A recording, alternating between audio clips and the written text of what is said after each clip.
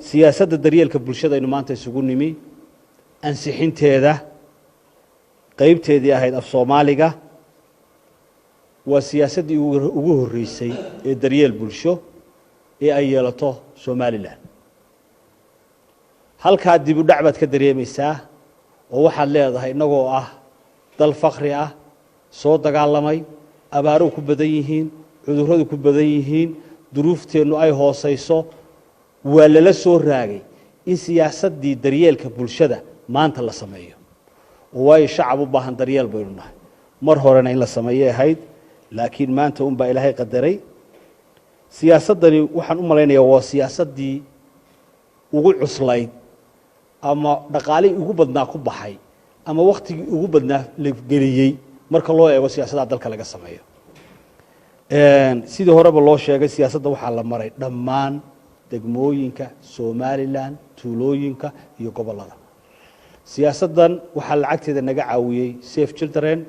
iyo UNICEF siyaasadda waxaa qoray company caalami ah khubaro ka socota oo la yiraahdo Development Pathways fadhigiisuna yahay Ingiriiska kuna takhasusay siyaasadaha arrimaha bulshada ee Afrika inuu qoro wadamo badan oo qoray oo runtii siyaasadahoodu najaxeen oo ay Kenya ka tahay marka la eego lacagta ku baxday cidda qortay dhulka la maray waqtiga la geliyay khubarada lagala tashaday fadhiyada loo fadhiistay runtii siyaasadihii hore aynu iska yaranba maluuqi jiray ee dalka la qori jiray waa siyaasad ka duwan siyaasadani saddex meelood ay xoog saaraysaa waxa ugu horeeya lacagaha daryeelka bulshada ee dadka la siiyo lacagaha oo iminka ku baxa si habqana oo qoloba qiimo gaar ah iska bixiso qoloba muddo muddo gaar ay socoto dadka la siinayo aan loo meeldayin siyaasadna aan lagu salayn مثلا lacagaha dadka la siiyo imka daryeelka bulshada kuwa waxay soconayaan 4 sanadood ama 3 sanadood dadkii la siinaya 4 sanadood ninka lacag siineysay oo xoolihiisii ka yibi oo tuuladii fadhiistay ma dib u shaqaysanaya u shaqaysan maayo lacagahan waxa loogu talagalay emergency waqtiga abaaruhu jiraan inay dadku biyo ku dhaansadaan ama raashinkooda siiyaan laakiin aanay ka lumin habdhaqankoodii dadka iyo siday u noolaayeen iyo siday u shaqaysan jireen iyo siday u jireenba siyaasaddu dhinaca qorshe wanaagsan bay kala xoog bay saaraysaa waxay kaloo siyaasaddu qaybta labaad aad xoog u saaraysaa caymiska bulshada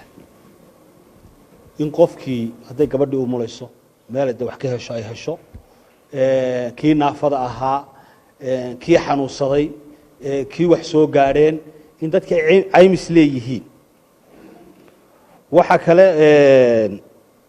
way siyaasaddu qaybta saddexaad xoog saaraysaa adeegyada la siiyo dadka nugul ee joogtada ah siyaasaddan runtii waa siyaasad wax weyn inagu soo kordhin doonta intiina maanta halka fadhida ee la isugu yeeray ama ka soo qayb gashay inay ansixiso ama ay akhrido waxaan doonaynaa inay maskax badan geliyaan waqti fiican geliyaan akhriyaan maskaxdooda ku contribute-gareeyaan contribution fiican bixiyaan runtiina ay aad isaga xil saaraan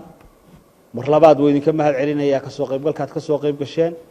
siyaasaddu waa siyaasadda muhiimadda noocaas leh yaan la dhayalsan yaan loo kala kicin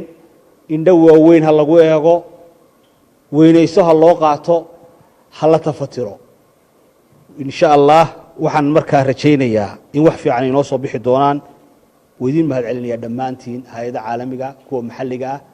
wasaaradaha ay khusayso way halkan ka fadhiyaan cadaaladda qorsheynta iyo wasaaradda arrimaha bulshada dhamaantiin ba salaamu calaykum wa rahmatullaahi kulankuna si rasmi inoogu furan yahay